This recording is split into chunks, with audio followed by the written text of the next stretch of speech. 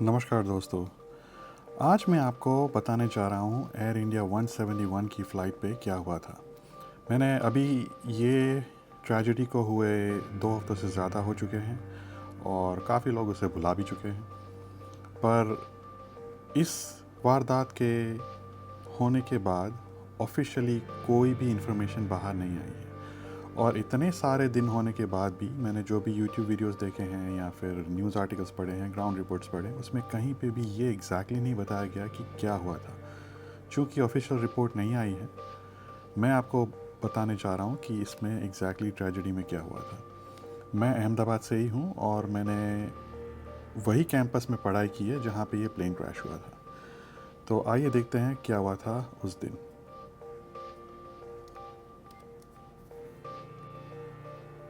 तो पहले एरिया से शुरू करते हैं। जैसे कि आप जानते हैं, जो फ़्लाइट 171 है एयर इंडिया की, वो अहमदाबाद एयरपोर्ट से लेके यूनाइटेड किंगडम के एयरपोर्ट पे जा रही थी लंदन में। लंदन में 2 बड़े एयरपोर्ट हैं, एक है लंदन गेटविक और दूसरा है लंदन हीथ्रो। डायरेक्ट फ़्लाइट होने के चलते ये जा रही थी लंदन गेटविक पे। और अहमदाबाद, जैसे आप जानते हैं, ये गुजरात है और यहाँ पे ये सिटी है अहमदाबाद। अहमदाबाद इसका कैपिटल एक ज़माने में हुआ करता था जब भी गुजरात और महाराष्ट्र दोनों अलग हुए थे। अभी इसका कैपिटल है गांधीनगर, जो कि यहाँ पे लोकेटेड है। तो अहमदाबाद जो है गुजरात का सबसे बड़ा शहर है। गांधीनगर उसका कैपिटल है और इसके बिल्कुल ये ट्विन सिटी माना जाता है, ये बिल्कुल इसके करीब है अहमदाबाद। और इसके बीच में से ये जो साबरमती नदी जो है पास होती है और एयरपोर्ट जो है वो यहाँ पर है। ये रहा सरदार वल्लभ भाई पटेल इंटरनेशनल एयरपोर्ट। मैंने अपनी पहली उड़ान यहीं से भरी हुई थी और ये जो जगह है, यहाँ पे जो सारा घनी आबादी का जो एरिया है वो पहले ये नहीं हुआ करता था। तो क्योंकि जब जैसे सिटी डेवलप होते हैं तो वैसे वैसे ये चीज़ें डेवलप होती गई और यहाँ पे बहुत सारी आबादी है। ये एरिया की आपको मैं थोड़ी बहुत इन्फॉर्मेशन दे देता हूँ। ये एयरपोर्ट के करीब जो है ये सारा मेघानी नगर का जो एरिया है, यहाँ पे जो है प्लेन क्रैश हुआ था।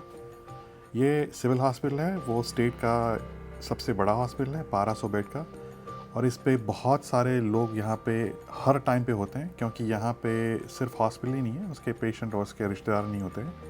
उसके अलावा यहाँ पे पीजे मेडिकल कॉलेज भी है, नर्सिंग का भी कॉलेज है और यहाँ पे फ़िज़िकल थेरेपी का भी कॉलेज है। तो ये सारे कैंपस में पढ़ाई भी होती है, स्टूडेंट्स भी होते हैं, लोग भी होते हैं, रिश्तेदार भी होते हैं, पेशेंट्स भी होते हैं और स्टाफ भी होते हैं। तो अगर वो प्लेन जो है ग्लाइड होके थोड़ा बहुत आगे गया होता तो बहुत सारे लोगों की जान जा सकती थी। तो मैं समझता हूँ कि पायलट्स ने बहुत ही उम्दा काम किया था। ये एग्जैक्टली जो जगह है यहाँ पे प्लेन क्रैश हुआ है, क्या हुआ था। तो जैसे मैंने आपको बताया कि ये अहमदाबाद इंटरनेशनल एयरपोर्ट है। यहाँ पे ये डोमेस्टिक टर्मिनल है और यहाँ पे इंटरनेशनल टर्मिनल है।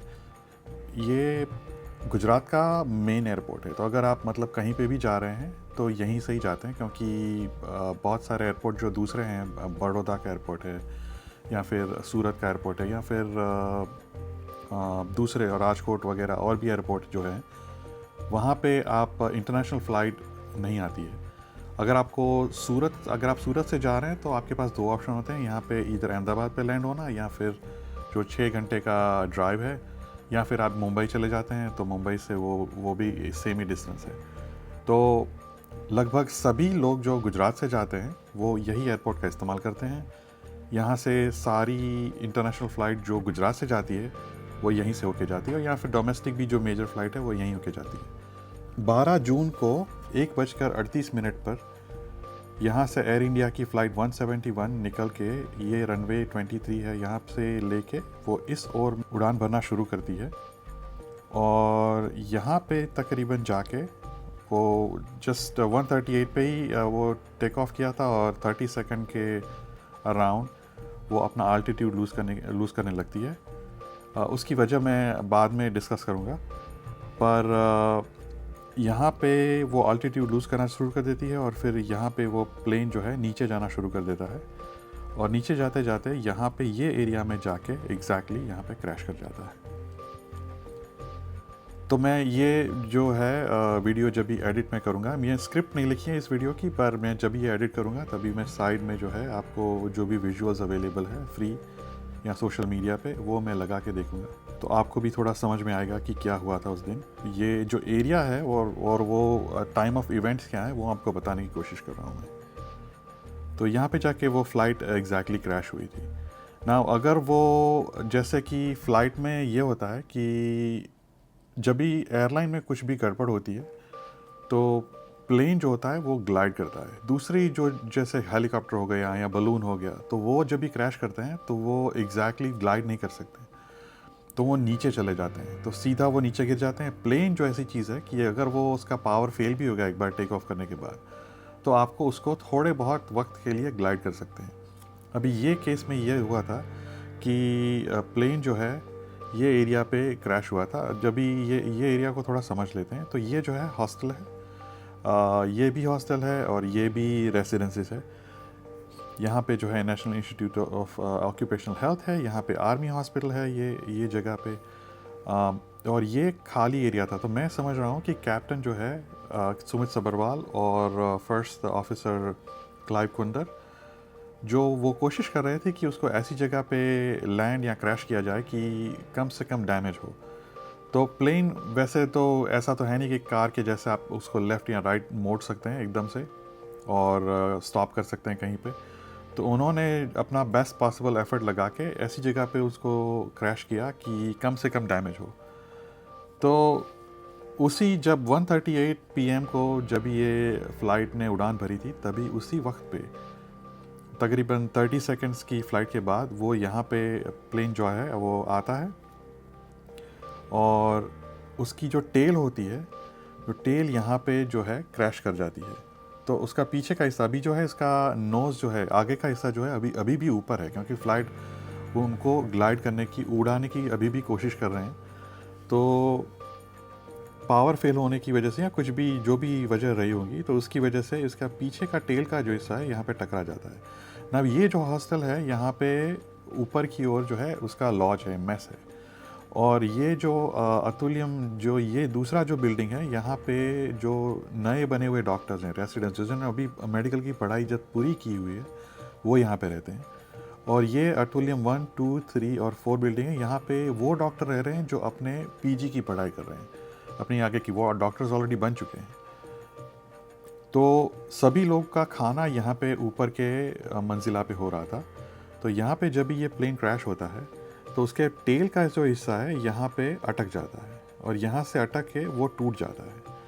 और ये प्लेन जो है यहाँ से घिसता हुआ जो है इसके छत के ऊपर से, और इसके ऊपर टंकी वगैरह भी बनी हुई है, तो वो सबको टकराते हुए यहाँ से घिसता हुआ यहाँ पे जाके वो अपने पीछे का हिस्सा जो है यहाँ पे पटक देता है ये प्लेन। और ये प्लेन बहुत ही भारी है, क्योंकि प्लेन का वज़न तो है ही है, पैसेंजर्स भी है उसके अंदर, कार्गो भी है, लगेज भी है। तो इसकी वजह से ये प्लेन, और इसमें सबसे बड़ा वज़न जो है फ्यूल का है, क्योंकि ये फ़्लाइट जाने वाली थी 8 घंटा, तो नॉन स्टॉप थी फ़्लाइट, तो इसमें फ्यूल जो है काफ़ी भरा हुआ था। तो ये पीछे का हिस्सा छत पे जाके टकरा जाता है, इससे जो है छत जो है यहाँ पे ढह जाती है, और इस साइड पे यहाँ पे ये टेल लगने की वजह से वो इसका दीवार का हिस्सा जो है धंस जाता है यहाँ पे।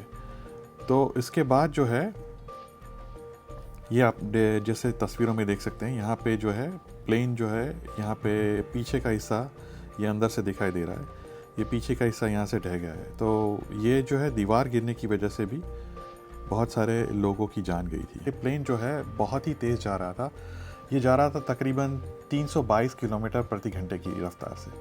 तो मान लीजिए कि अगर आप जो है कार में सफ़र कर रहे हैं, तो कार में तो वैसे भी सेफ्टी के फीचर्स होते हैं, एयरबैग्स वगैरह आजकल तो बहुत सारी, लगभग सभी कारों में अवेलेबल होते हैं।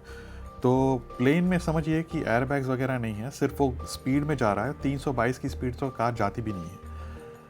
तो 322 की स्पीड से अगर आप जा रहे हैं और यहाँ से आप जो है ये बिल्कुल नीचे गिर रहे हैं खाई में जैसे, तो इवन तो ग्लाइड भी हो रहा है, फिर भी उसकी रफ्तार बहुत ही तेज़ है, और इसकी वजह से ये जो है प्लेन नीचे चला जाता है और यहाँ पे आके वो बिल्कुल ज़मीन से जो है टकरा जाता है।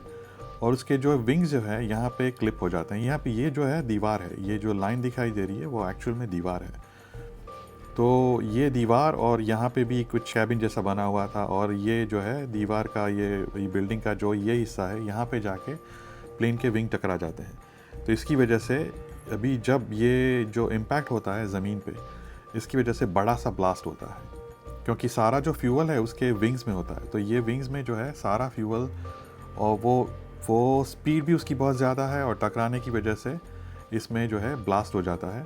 ट्रेन में 3 हिस्से होते हैं, ये जो एक विंग है, एक है दूसरा विंग ये है, और तीसरा विंग ऊपर की ओर होता है। तो ये यहाँ पे जाके गिर जाता है, ये रहा। तो ये छत पे जो मैं बता रहा था, वैसे ये जो है प्लेन का पीछे का हिस्सा जो है वो यहाँ पे ड्रैग होता हुआ यहाँ से फिर गिर जाता है नीचे। तो टेल का हिस्सा यहाँ पे गिरा हुआ है, बाकी जो प्लेन जो है यहाँ पे आके टकरा जाता है। यहाँ पे बड़ा सा धुएं का गुब्बारा और आग का जो गुब्बारा होता है वहाँ पे पैदा होता है, और फिर प्लेन जो है कंटिन्यू करता है, यहाँ पे आगे जाता है, और उसके जो है पंख वगैरह भी यहाँ पे सब क्रैश हो जाते हैं, टूट हो, उसका फ्यूसलाज जो जिसे बोलते हैं बीच का हिस्सा, वो आगे घिसता हुआ यहीं तक आता, यहाँ तक आता है। और आग अभी भी लगी हुई, ये सारा एरिया जो है वो आग से भरा पड़ा है, क्योंकि फ्यूल जो है इसमें बहुत सारा फ्यूल लगा हुआ था। तो वो ये सारा जो है यहाँ पे आके पसर जाता है, और यहाँ पे सब जगह पे आग लगी हुई है। अब ये सारा एरिया जो है ख़त्म हो जाता है ना। ये जो है अभी ये एरिया जो है, ये रोड है जैसे आप देख सकते हैं, और एक रोड जो है यहाँ से भी जाता है। तो यहाँ पे भी दीवार बनी हुई है, ये सारे इसके अराउंड पे जो है वो दीवार बनी हुई है। और ये जो यहाँ पे जो है ना, एक चाय की टपरी हुआ करती थी। तो आपने सुना होगा, जो लोग जो है यहाँ से जा रहे थे, एक बंदा था अपना आधार कार्ड बनवाने जा रहा था अपनी बीवी के साथ, तो उसके रिलेटिव्स जो है वो उसको फ़ोन ट्रैक कर रहे थे, क्योंकि वो मिसिंग था इवनिंग तक। तो यहाँ पे वो उसका फ़ोन ट्रैक कर रहे थे, तो वो लोकेशन यही दिखा रहा था। फिर वो जब उन्होंने ये सब आग वाग जब ख़त्म हो गई थी, तब उन्होंने जहाँ यहाँ पे चेक किया, तो उसके आधार कार्ड डॉक्यूमेंट, स्कूटर का प्लेट वगैरह सब यहीं से मिला था। तो यहाँ पे जो बंदे जो जा रहे थे वो आग की चपेट में या फिर प्लेन के मलबे में दब गए थे। यहाँ पे जो लड़का एक आराम कर रहा था अपनी माँ के या दादी के चाय की टपरी पे, उसकी भी मौत हो गई थी। तो जब भी प्लेन क्रैश होता है तो उसमें जो है बहुत सारे फैक्टर्स होते हैं, पर आप ये समझ लीजिए कि जान जाने की मेन वजह होती है उसकी जब रफ्तार से जब कोई भी चीज़ आके टकरा जाती है ज़मीन पे या कहीं पे भी, तो उसकी मेन वजह ये होती है कि जब भी आपको इम्पैक्ट होता है तो आपके दिमाग में या फिर स्पाइनल एरिया में या फिर ब्रेन या हार्ट, वो सब कोलैप्स कर जाता है। तो इतनी इम्पैक्ट इतनी ज़्यादा, 322 किलोमीटर प्रति घंटे की रफ्तार बहुत ही ज़्यादा होती है। तो उसमें जब भी कोई आप टकराते हैं तो आप इमीडिएटली बेहोश हो जाते हैं, या बेहोश नहीं हुए तो मतलब मर नहीं गए तो बेहोश हो जाते हैं। और अगर वो बच भी गए आप, तो जो आग लगी थी उसमें बहुत सारे लोग झुलस के मर गए थे। तो वो जो आप बंदा जो एक बच गया था, आप जानते हैं जैसे कि वो 11A में बैठा हुआ था। एक इस सारी ट्रेजेडी में जो प्लेन के अंदर से एक ही बंदा बच के निकला है, वो बहुत ही लकी था, क्योंकि प्लेन गिरने के बाद भी वो बेहोश नहीं हुआ था, वो होश में था। तो उसकी जो मैंने जो उसका इंटरव्यू सुना हुआ है अभी, तो आप सबने शायद देख भी लिया होगा उसका इंटरव्यू वगैरह। तो वो जो बेहोश हो गया था, वो सारे लोग जो है बेहोश हो गए थे, पर ये बंदा जो है लकीली बेहोश नहीं हुआ था। तो उसकी ये एरिया में जो बैठा हुआ था, और ये तकरीबन उसकी वजह शायद ये रही होगी कि ये एरिया जो है प्लेन का सबसे मजबूत एरिया होता है ना। आप ये मत समझिए कि भाई 11A में बैठा हुआ था तो बच गया, या अब नेक्स्ट टाइम आप फ्लाइट में जाएंगे तो 11A में बैठेंगे, क्योंकि प्लेन का जो आगे का हिस्सा होता है वो सबसे ख़तरनाक माना जाता है प्लेन के क्रैश होने में। क्योंकि आप जैसे रिसेंटली कोरिया में जो है एयर क्रैश हुआ था, जेजू एयर का, आपने सुना होगा, वहाँ पे सिर्फ दो क्रू मेंबर बचे हुए थे, क्योंकि वो पीछे के हिस्से में बैठे हुए थे। तो जनरली स्पीकिंग ये जो प्लेन का पीछे का हिस्सा होता है वो जनरली सेफ़ माना जाता है, क्योंकि इम्पैक्ट जो होती है आगे की ओर होती है, तो आगे के लोग इम्पैक्ट की वजह से बहुत सारे लोग बेहोश हो जाते हैं। पर ये लकीली एक और इंसिडेंट हुआ था जिसमें वो 80 या 90 के दशक में हुआ था, जिसमें थाईलैंड या इंडोनेशिया में एक बंदा 11A में बैठा हुआ था, वो भी वही सीट से बच के बाहर आया था। पर ये तो कोइंसिडेंस हुआ, पर जनरली अगर बताएं तो प्लेन क्रैश में बचने की संभावना पीछे के हिस्से में ज़्यादा होती है, आगे के हिस्से में बहुत ही कम होती है, क्योंकि जब भी इम्पैक्ट होता है तभी लोगों को जो है इतनी पहले तो उसकी वजह से इम्पैक्ट की वजह से ही बेहोश या मर जाते हैं लोग, और जितनी अगर बहुत हाइट से पड़ा होता है प्लेन तो फिर उसमें तो बचने के बिल्कुल ही भी चांस नहीं है। तो ये ट्रेजेडी में वो बंदा बहुत ही लकी था क्योंकि वो होश में था, और होश में होने की वजह से यहाँ पे जब भी प्लेन टकरा के नीचे गिरा तो ये दरवाजे का हिस्सा यहाँ पे जो था वो टूट गया था, और उसकी सीट भी आके जो है निकल गई थी। तो उसने सीट बेल्ट निकाला और वो गैप में से निकल के बाहर आके यहाँ से होता हुआ जो है बाहर निकल गया, और यहाँ से फिर उसको हॉस्पिटल ले जाया गया। मैं आपको शायद कॉर्नर में एक वीडियो चलाऊँगा ये टाइम पे, तो उसमें जो सफ़ेद शर्ट में एक बंदा दिखाई देगा आपको, वही बंदा है जो वहीं से बाहर आ रहा है, वो बच के। तो ये जो सारी ट्रेजेडी थी उसमें वो एक्सट्रीमली लकी बंदा है। बाकी प्लेन में जो पहले इनिशियल रिपोर्ट जो आई थी कि बंदा जो है प्लेन से कूद के बच गया, कूद के कोई नहीं बचता है। अगर आप सम्मान लीजिए कि आपकी कार जो है 322 की रफ्तार से जा रही है और 50 माले की मंजिला पे है, वो प्लेन की फ़्लाइट की हाइट थी वो 50 मंजिला के करीब थी, फिर बाद में वो ग्लाइड होते होते नीचे आया था। पर फिर भी अगर आप 10 मंजिला या 2 या 4 मंजिला से भी छलांग लगाते हैं इतनी स्पीड पे 322 किलोमीटर प्रति घंटे की, तो वो उसमें बचना बिल्कुल नामुमकिन है। मतलब बहुत ही रेयर चांस है, और वो अगर आप बच भी जाते हैं तो आपके पैर वगैरह सब सलामत नहीं होंगे, तो चल के बाहर आना वो तो बिल्कुल ही इम्पॉसिबल है। तो अगर वो बोल रही थी, मैंने जो एक वीडियो शुरू में आया था पहले ही हफ्ते में या 2-4 दिन में, कोई एनिमेटेड वीडियो था, उसमें बहुत सारे व्यू भी हैं, तो ऐसे कोई उसमें दिखाया गया कि वो बंदा जो है कूद गया प्लेन से। पहले तो ये है कि अगर आप प्लेन क्रैश हो रहा है तो आपको पता नहीं होता है प्लेन क्रैश हो रहा है। प्लेन के अंदर रहना ही सबसे सुरक्षित वजह होती है, वह बात होती है। अगर आपको पता होता है प्लेन क्रैश होने वाला है तो फिर मतलब ऐसा तो है नहीं कि सब दरवाज़ा खोलेंगे कूदेंगे, तब तक तो प्लेन आपकी स्पीड भी उस टाइम पे बहुत ही ज़्यादा है। जब ये वर्ल्ड ट्रेड या 9/11 की ट्रेजेडी हुई थी, लोग ऊपर से कूद गए थे 100 माले से, 80वें माले से, तो ऐसा तो है नहीं कि वो सारे ज़िंदा बच गए थे, एक भी बंदा बचा नहीं था, और उसमें तो स्पीड भी नहीं थी, वो सिर्फ ऊपर से कूदे थे। तो ऊपर से कूदने से कोई नहीं बचता है, और बहुत ही रेयर चांस होता है। तो ये सारा बकवास है कि वो बोल रहे थे कि बंदा कूद गया प्लेन से, तो यहाँ से ये बच के निकल गया। उसका भाई जो है दूसरी साइड पे, इसी एग्जिट पे इस साइड पे बैठा हुआ था, पर वो नहीं बच पाया। उसका रीज़न ये है कि शायद पहले तो वो कॉन्शियस नहीं था, अगर कॉन्शियस होगा भी तो ये जो बंदा बच गया था उसने बताया कि इस साइड पे जो है ना दीवार थी, तो दीवार जो यहाँ पे जो है ये कंपाउंड वॉल है यहाँ पे, तो इसकी वजह से वो बंदा बाहर नहीं निकल पाया। और यहाँ पे आग तो सारी जगह पे लगी हुई थी, तो आप देखेंगे वो बंदे को आग लगने से वो जल भी गया है थोड़ा बहुत, पर वो लकीली यहाँ से बच के जो है वो निकल के आ गया। और उस टाइम पे, और फिर बाद में ही होता है कि ये सारा जो है, ये बिल्डिंग तो पूरा झुलस गया है, ये भी आग में बर्बाद हो गया है। फिर ये 2 बिल्डिंग में इवेंचुअली ये आग जो है कंटिन्यू हुई थी, और फिर जो कोई बच्चे यहाँ पे जो कुछ थे वो यहाँ से नीचे उतर के बालकनी में से बच के शुरू में निकल गए थे, वो निकल गए। यहाँ पे कोई एग्जैक्टली मुझे नंबर पता नहीं है कि यहाँ पे कितने लोग मारे गए हैं, पर यहाँ पे तो कुछ डॉक्टर्स जो है ये एरिया में खाना खा रहे थे, उसके ऊपर दीवार ढह गई, तो यहाँ पे कुछ बंदे मर गए हैं। अभी ये जो है फ़्लाइट की ट्रेजेडी होने के बाद इमीडिएटली ये एक बंदे ने तस्वीर खींची है, तो जिसमें मैंने बताया था कि यहाँ पे जो है प्लेन का टेल का सेक्शन यहाँ पे जो है स्टक हो गया था, और यहाँ से फिर वो जो है प्लेन ड्रैग होते होते पीछे का हिस्सा यहाँ से ड्रैग होके फिर वो नीचे गिर जाता है यहीं पे, और वो पूरा जो है, क्योंकि रफ्तार इसकी बहुत ज़्यादा थी, तो पूरा जो है मलबा प्लेन का जो है यहाँ तक फैला हुआ था। और ये सारी जो आग जो है लगी हुई है, ये आप देख सकते हैं कि यहाँ पे बहुत सारी आग लगी हुई है, यहाँ पे उससे थोड़ी कम, और यहाँ पे बिल्कुल कम आग लगी हुई है इस कंपैरेटिवली इसके हिसाब से। तो इसकी वजह ये है कि ये प्लेन का जो है आगे का इस समय जैसे बता रहा था वो पूरा आग से फैला हुआ था, और ये आग जो है क्योंकि नीचे से शुरू हुई थी और आग की लपटें, उसकी टेम्परेचर भी बहुत ज़्यादा था, तो इसकी वजह से यहाँ पे जो ये एरिया में है जो आग लग गई थी।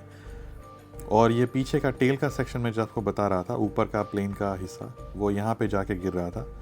तो कैप्टन जो है प्लेन के, उसने बहुत ही अच्छी उम्दा कोशिश की है, बहुत सारी जान बचाई है इसने।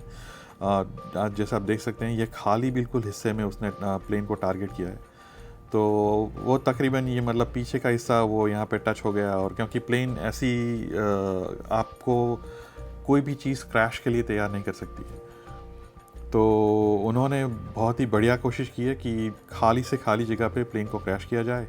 देयर इज़ नो वे, उनको मतलब पता नहीं हो सकता था कि भाई ये ट्रेजेडी होने वाली है, तो उन्होंने जो भी 30 सेकंड में जो भी डिसीजन लिया, मेरे ख्याल से वो बहुत ही हीरो आदमी थे। मैंने जो भी अब तक के रिपोर्ट्स पढ़े हैं उसके हिसाब से क्या हुआ था मैं आपको बताने की कोशिश करूँगा। अभी एज़ ऑफ टुडे, आज मैं ये रिकॉर्ड कर रहा हूँ 30 जून को, तो ये 30 जून को मैं समझ लीजिए कि इतने दिन में जो है ब्लैक बॉक्स हमारे यहाँ पे इंडिया में जो लैब उसकी खोली गई थी कुछ महीनों पहले, वो बिल्कुल ही यूज़लेस है। और इसको ब्लैक बॉक्स को और कॉकपिट वॉइस रिकॉर्डर को, और इस एयर इंडिया के केस में वीडियो रिकॉर्डिंग भी, वो भी डीवीआर बॉक्स भी मिल चुका है, पर किसी का भी रिपोर्ट या कुछ भी बाहर नहीं आया है, सरकार ने कुछ भी पब्लिश नहीं किया हुआ है। अगर आप वो देखेंगे, वो जो सीसीटीवी का वीडियो है जिसमें प्लेन टेक ऑफ होकर जा रहा है, या फिर वो बंदे ने, जो लड़के ने वीडियो बनाई थी छत पे रह के, वो दोनों छत पे रहने वाली वीडियो आपको ऑफिशियली क्लियर अवेलेबल हो गई थी 2-3 दिन के बाद, पर वो सीसीटीवी वीडियो या फिर प्लेन के अंदर का वीडियो या फिर कॉकपिट वॉइस रिकॉर्डर जिसको अमेरिका भेजना है एनालिसिस के लिए, वो कुछ भी नहीं हुआ है। वो ब्लैक बॉक्स अभी इंडिया में ही है, और उसका कोई भी एनालिसिस अभी तक नहीं हुआ है। उसकी कोई रिपोर्ट भी ऑफिशियली सरकार ने भी कोई ऐसा कोई ऑफिशियल रिपोर्ट वैसे नहीं बाहर की है। कितने बंदे इसके अंदर ट्रेजेडी के अंदर ख़त्म हो गए हैं वो भी ऑफिशियल कोई नंबर नहीं है। 270 के करीब लोग जो हैं मारे गए इसके ट्रेजेडी के अंदर, उसमें 240 मेरे ख्याल से 242 पैसेंजर और क्रू थे। तो इसमें एग्जैक्टली कितने लोग मारे गए हैं वो भी अभी तक पता नहीं चला है, क्योंकि आग इतनी बहुत ज़्यादा लगी थी, अंदर से बॉडी कुछ कुछ की तो निकालना बहुत ही मुश्किल हो गया था, और पूरी जल के, जो आपने शायद देखा भी होगा वीडियो, आई डोंट नो, उसमें कोई कभी कहीं कहीं लोग इतने जल गए हैं कि उनको मतलब पहचानना बहुत ही मुश्किल हो गया था। इसलिए जब उनको डीएनए सैंपल लिया गया था उनके रिलेटिव वगैरह से, तो इससे वजह से उनकी शिनाख्त हो पाई है। और उन्होंने इतना सख्त पहरा लगाया हुआ था कि आपको वो कॉफ़िन जो उन्होंने जो लाश दी थी उसको खोलने की मनाही की गई थी, और आपके साथ जो है उनके जब तक उनका अग्नि संस्कार या अंतिम जो है राइट्स नहीं हो गए थे तब तक वो पुलिस वाले वहीं पे थे ताकि आप उसको खोल के देख ना लें। तो मतलब एक मैं रिपोर्ट पढ़ रहा था कि जिसमें जो है रिलेटिव ने अपने जो है रिलेटिव की जली हुई बॉडी देखने को भी इंसिस्ट किया, तभी पुलिस वालों ने और जो अथॉरिटीज़ थी वहाँ पे उन्होंने उसका साफ इनकार कर दिया उसको देखने से। तो मतलब ये तो किसी का गैस ही है कि अंदर वो डीएनए मैच हुआ है, क्या हुआ है, वगैरह वगैरह। तो ये तो ट्रेजेडी की बात हो गई है। पर उसकी वजह में जो ये पढ़ रहा था, उसकी वजह ये मानी जा, पहले शुरू में तो ये दिखाया जा रहा था फ़्लाइट शायद बर्ड स्ट्राइक की वजह से गिर गई है। तो बर्ड स्ट्राइक तो उसका तो रीज़न बिल्कुल खारिज हो गया था उसी दिन, क्योंकि उसमें कोई धुआं वगैरह नहीं दिख रहा था। जब भी बर्ड स्ट्राइक होती है उससे दोनों इंजन को फेल होने, एक इंजन पे जो है आप ये प्लेन लंदन पे लैंड हो सकता है, मतलब इतना पावर होता है एक इंजन में। तो ये तो कोई इशू नहीं था, तो दोनों इंजन फेल हो जाते हैं बर्ड स्ट्राइक की वजह से, तो धुआं वगैरह दिखता है, इसमें कोई ऐसा धुआं नहीं दिख रहा था। दूसरा रीज़न ये माना जाता है फ्लैप सेटिंग रॉन्ग होती है। तो जब भी प्लेन टेक ऑफ करता है तब जो है 2 पायलट होते हैं। तो यहाँ पे जो मेन पायलट था सुमित सबरवाल, उनको जो है 8200 आवर्स फ्लाई करने का एक्सपीरियंस है। और जो फर्स्ट ऑफिसर जो दूसरा पायलट होता है, और वो जो इवन दो दूसरा पायलट होता है वो प्लेन नहीं उड़ा रहा था, उसका कंट्रोल जो है मेन जो कैप्टन होता है उसके हाथ में होता है। तो क्लाइव कुंदर का 1100 आवर्स का फ्लाइंग एक्सपीरियंस था, जो कि अगर यूएस में कंपेयर करें तो यूएस में 1500 के नीचे आपको, अगर आपके पास 1500 आवर्स का या 1500 घंटे का आपको प्लेन चलाने का एक्सपीरियंस नहीं है तो आपको एयरलाइन हायर ही नहीं करेंगी। 1500 इज़ अ मिनिमम रिक्वायरमेंट, ठीक है।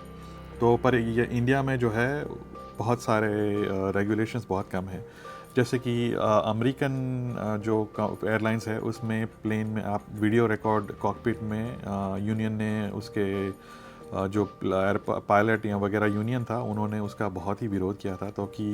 तो जो है अमेरिकन प्लेन में अंदर वीडियो रिकॉर्डिंग नहीं होती है, इंडिया में प्लेन्स के अंदर वीडियो रिकॉर्डिंग होती है। तो हाँ, यहाँ पे इन लोगों को बॉक्स मिल गया है पर अभी उसका कोई भी इंफॉर्मेशन वगैरह बाहर नहीं आया है।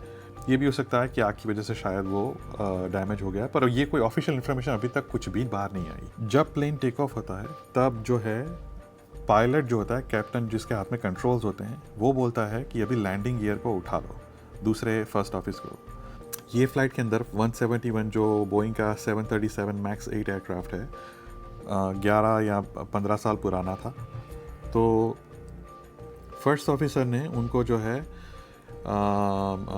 मतलब पायलट सुमित सब्रवाल ने क्लाइव कुंदर को बोला कि अभी जो है लैंडिंग गियर उठा लो अपने। तो प्लेन का लैंडिंग गियर जब भी उसमें दो लीवर होते हैं, एक लैंडिंग गियर का होता है, दूसरा जो होता है फ्लैप्स का होता है। फ्लैप्स जो होता है प्लेन के विंग्स होते हैं, उसमें पीछे का हिस्सा होता है, उसकी चौड़ाई को बढ़ाने में मदद करता है। तो फ्लैप्स इनिशियली जब प्लेन टेक ऑफ करना था तो लंबे होते हैं, प्लेन के विंग्स की जो है चौड़ाई जो होती है वो बढ़ाने में मदद करता है।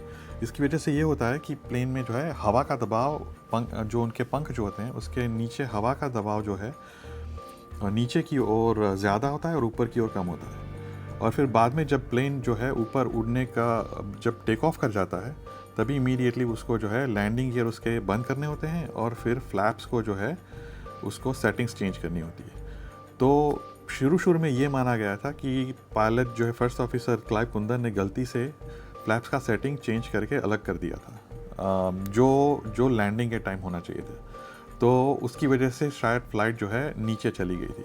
पर ये थियरी फिर बाद में पायलट्स ने खुद ही उसको जो है खारिज कर दिया था, क्योंकि ये जनरली होता नहीं है। अगर आप फ्लाइट के फ्लैप के सेटिंग गलत होते हैं तो उसमें आपको बहुत सारे अलार्म वगैरह बजने शुरू हो जाते हैं। अगर टेक ऑफ से पहले अगर आपने गलत सेटिंग लगाई है तो उसमें बहुत सारे अलार्म्स होते हैं प्लेन के अंदर, तो वो बजना शुरू हो जाते हैं। तो आपका ये तो शुरुआत में टेक ऑफ से पहले तो फ्लाइट के फ्लैप का सेटिंग गलत होने का सवाल ही पैदा नहीं होता है। अगर फ्लाइट टेक ऑफ के बाद अगर उसने जो फ्लैप की सेटिंग गलत लगाई थी तो उसको रिवर्स करना इतना मुश्किल नहीं है, वो रिवर्स भी किया जा सकता है। तो अगर वो गलती से हो भी गया है तो उसको रिवर्स भी किया, जिसमें जो है फ़्लाइट क्रैश नहीं कर जाती है। तो अभी उसका सब्सटैंशियल रीज़न जो है माना जाता है कि दोनों इंजन एक साथ फेल हो गए थे, क्योंकि इसमें जो है रैट जो है रैम एयर टर्बाइन जो है वो डिप्लॉय हो गया था। रैट जो होता है जो प्लेन के इमरजेंसी में जब भी पावर या इंजन या हाइड्रोलिक फेलियर होता है तब वो अपने आप डिप्लॉय हो जाता है। वो जो है विंड मिल की तरह होता है, वो तेज़ प्लेन की जो स्पीड बहुत ज़्यादा होती है जैसे मैंने बताया आपकी, तो ज़्यादा स्पीड होने की वजह से वो उसके चक्के जो है घूमने लगते हैं और वो बिजली पैदा करते हैं। तो वो बिजली जो है आपको फ्लाइट के प्राइमरी कंट्रोल को देखने में या कॉकपिट के जो स्क्रीन वगैरह जो है उसको चलाने में मदद करती है, ताकि वो इमरजेंसी में आप एटलीस्ट प्लेन को मनूवर कर सके। उसका फंक्शन ये होता है। तो रैट जो है डिप्लॉय हो गया था, उसका मतलब ये हुआ कि प्लेन में इधर इलेक्ट्रिक इंजन या फिर हाइड्रोलिक फेलियर हो गया था, और इसमें जो है ये हो सकता है कि दोनों इंजन जो है ख़राब हो चुके थे एक साथ टेक ऑफ होने के इमीडिएट बाद। उसकी वजह से शायद ये जो है प्लेन क्रैश हो गया था। अभी ये कोई ऑफिशियल रिपोर्ट तो है नहीं, मैं जो सारा मैंने जो यूट्यूब वीडियोस देखे हैं या फिर पायलट्स के या फिर ग्राउंड रिपोर्ट जो भी पढ़ी हैं या फिर जो आर्टिकल्स मैंने न्यूज़ के पढ़े हुए हैं, उसमें ये बात कही जा रही है कि इसका पॉसिबल रीज़न यही था कि जो है दोनों इंजन एक साथ फेल हो गए। हाइड्रोलिक फेलियर, लैंडिंग गियर जो है उसकी पोजीशन जो थी वो रिट्रैक्ट होने के वक्त जो इंक्लाइन में होता है, क्योंकि लैंडिंग गियर की पोजीशन चेंज होती है टेक ऑफ होने के इमीडिएट बाद। अगर जब भी आप लैंडिंग गियर को रिट्रैक्ट करने की कोशिश करते हैं तो वो पहले ऊपर की ओर उठते हैं।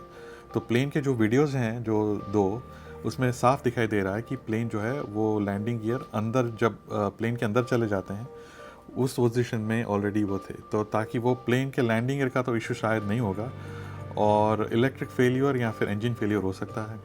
और इलेक्ट्रिक फेलियर में इतनी कोई बड़ी बात नहीं है, अगर इंजन चल रहे हैं तो प्लेन तो फिर भी ऊपर होता, और रैम एयर टर्बाइन जो है होता है उसकी वजह से शायद इलेक्ट्रिक कंट्रोल भी वो हैंडल कर पाते। तो वो इलेक्ट्रिक फेलियर का भी पॉसिबिलिटी है, पर वो बहुत कम है। मोस्ट लाइकली इंजन फेल हुआ था। एयरप्लेन की डिज़ाइन है, इसमें यहाँ पे जो है ये एरिया जो है वहाँ पे फ्यूल होता है उसका।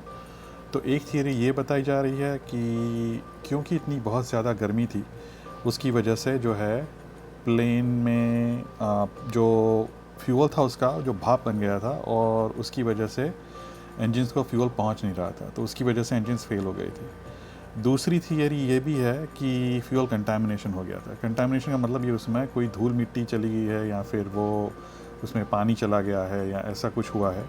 तो अभी जो हांगकांग से पिछले हफ्ते ही मेरे ख्याल से एयर इंडिया की एक फ़्लाइट को वापस ले जाना पड़ा था हांगकांग पे।